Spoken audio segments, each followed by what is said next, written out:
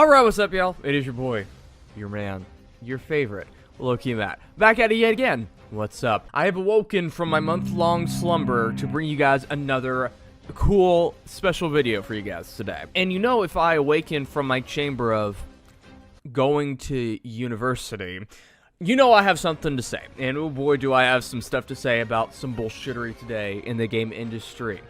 Bullshittery in the industry, that's kind of a catchy title. I may make that a series or something. And it deals with a company that I talk a lot about on this channel, so that makes it even better. So at the Game Awards last Thursday, there was a lot of cool announcements, much better than the last ones. It was still bloated as hell, but you know, I think they're going in the right direction with it at least. But there's two announcements that we're going to be focusing on specifically for this video.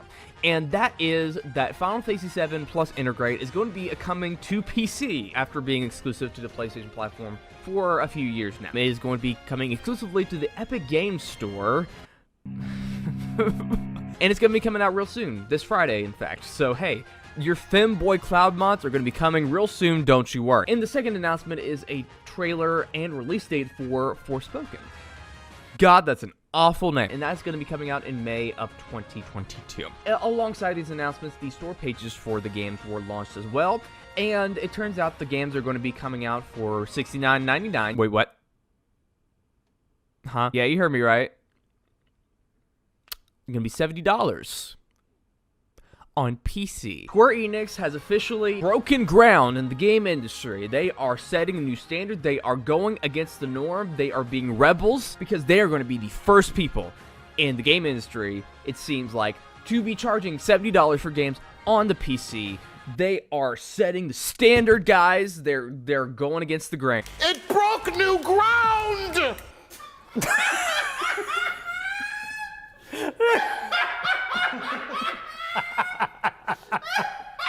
Yet we've made it to this point, folks. We're officially getting the $70 games on the PC.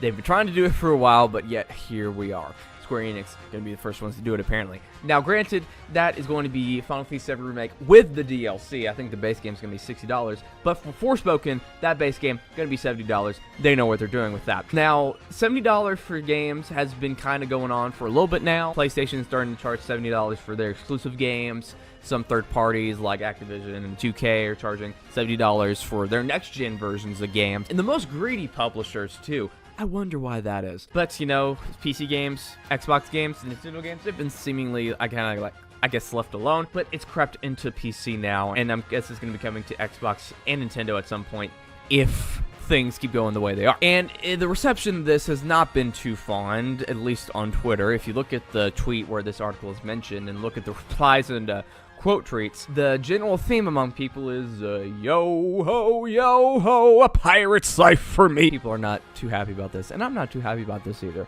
I've been meaning to go on a rant about $70 games for a while, but here is a perfect opportunity for me to do it. I do think that it was inevitable that they were going to do it. The industry has been trying to get into that $70 pool for the longest time now. I remember EA mentioning, like, back when the generation first started, that they were going to try to do $70 for games, but they backed off on that. But they went the other way around by gutting the base game and then selling all of the basic features that should come with the base game in collector's editions and expansion packs that are worth $10 more, and they're also there at launch as well.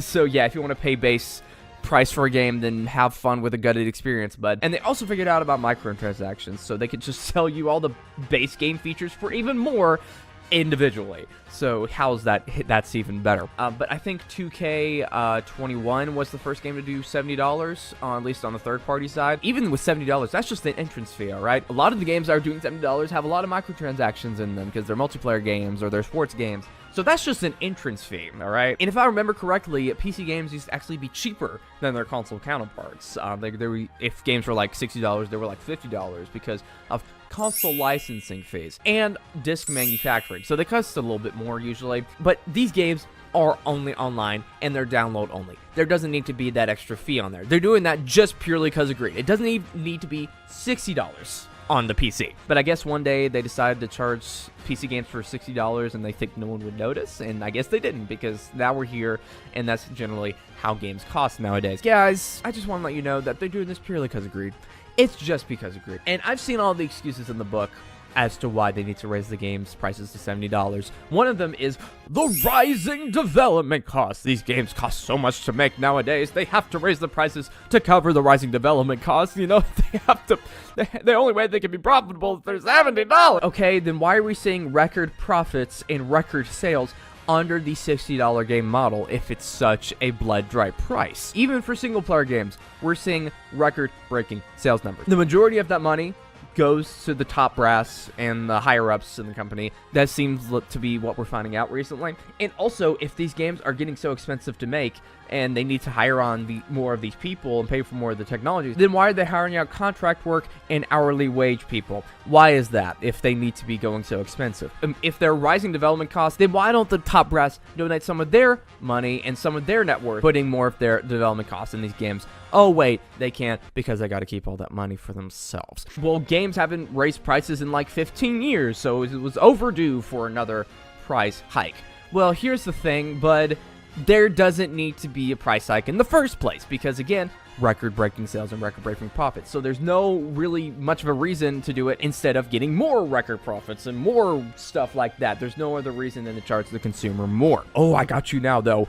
Inflation. Inflation and wages, they just go together hand in hand like best buddies. You know, wages and inflation, they're just together all the day. Raise when the other raises, and they just keep on going forever. Another thing I see people say a lot is, oh, we have to support the developers, you know, the people who actually make these games. These subscription services and these game streaming services, a lot of that money does not go to the actual developers. You know, we have to support the developers on the ground. I'm going to pay full price for my game so I can support the people who actually make the games. Well, I'm just going to let you know right now, the money that you're paying for that game, most of it probably doesn't go to the people actually making the games, all right? They are paid on a yearly salary, or if they're contract workers, on an hourly wage. If the game is very profitable and successful, a lot of times, at most companies, they don't get to see a hint of that. And, you know, sometimes companies make so much profit in a year, like they just don't know what to fucking deal with it. If you're at a company and you're very lucky, you'll get fired if they make profits. I can't even make a joke about that. That's just straight fucked up. The money that you're paying that $70 game for, it's going up to the top brass mostly. And more nowadays, they're being exposed as predators, abusers, and overall just generally awful people. So when you're buying that game, I just want to let you know that you're directly supporting the abusers at the top. You're not supporting the actual developers, far from it. The bootlickers out there are on the flock trying to defend this, and yeah, they're getting ratioed to hell and back on Twitter. And this is on PC, remember? And piracy is a very easy thing to do on the PC. In fact, people do it quite a lot. Much harder to do on console, so I guess they feel a bit of ease charging $70 on that platform, but going on to PC, charging $70, especially in the climate that we're in right now, no thank you. I don't think they're going to enjoy that. Piracy is going to go up for these games. I don't think it's going to be as bad as some people make it out to be, but it'll still be pretty bad. The DRM things just make the games even worse, and there's not really a reason for them to be there because the games get cracked within like 24 hours anyway. Now, I just got to put this out as a disclaimer. I am not encouraging you to pirate these games. I am just stating a fact of how PC gaming is, and I do not encourage the piracy of actively sold games on the PC, okay? I will tell you the alternative to what you should do here in a second. Another general theme in the replies that I'm seeing are that people are now going to be waiting for these games to go down in price a couple months later. And honestly, with where I am in my life, I'm a college student, all right? I don't get paid much. And I think that's generally how I'm going to go now. I'm going to wait for a couple months to get these games, unless I'm like really hyped for a game, like it's a Kingdom Hearts game or something like that. And I'm really hyped about that game. I'll get that day one. But for generally most games, I'm probably going to wait a couple months. Games launch buggy anyways, so I'd get a better game for cheaper. With how the world is nowadays, people are not getting paid enough to do the jobs that they do. I think, honestly, you should just wait for the price drop. Don't even bother with a day one thing unless you're, like, really excited about it. That's what I say, at least. Tell me down in the comments below what you think about this. What is your opinion on $70 games? Are you paying $70 for these two games right here, or are you going to wait for a price drop? Tell me down in the comments below your opinion. Also, make sure to subscribe, like this video, follow me on Twitter, join the Discord server, turn on notifications. Really awesome if you did. This has been Matt, and I will see you guys in the next video, whatever that's going to be. So, yeah. Bye!